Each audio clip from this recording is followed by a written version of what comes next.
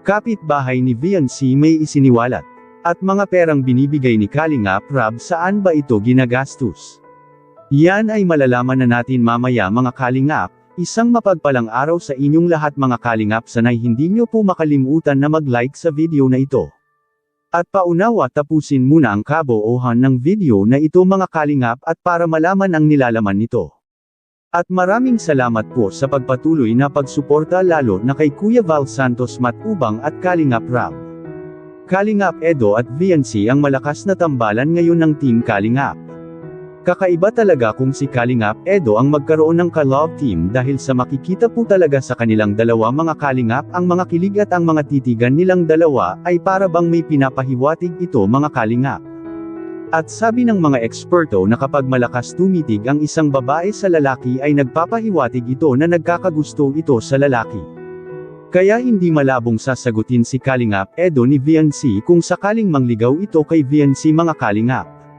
Siguradong napakadaming sasang-ayon dito sa dalawang ito dahil parihas silang mabait at magandang bata naman itong si Viancy.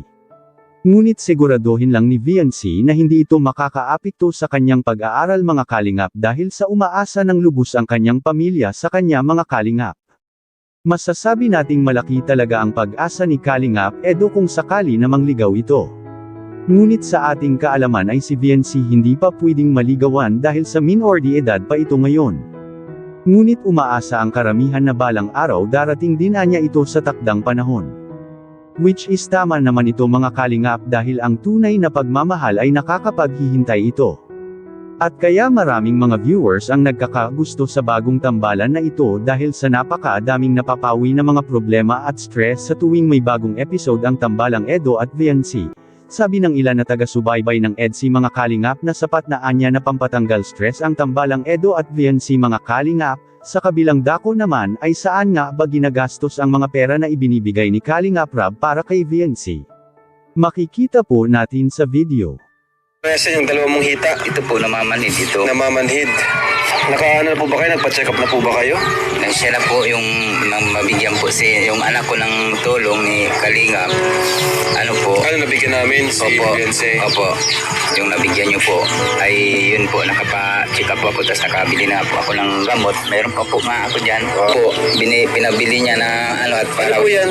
Simento po. Ay, simento? Opo, para po pang paayos dito sa namin. Hamba? Opo. Wow! Kasi yung minsan, ito pong pintuan namin. Pinapa-check up ni Viancy ang kanyang papa mga Kalingap at ibinili niya ng semento ang iba pang pera na binibigay ni Kalingap Rab sa kanya. Talagang napakabait na bata itong si Viancy mga Kalingap. Anong masasabi niyo po tungkol dito? Please comment and God bless you all.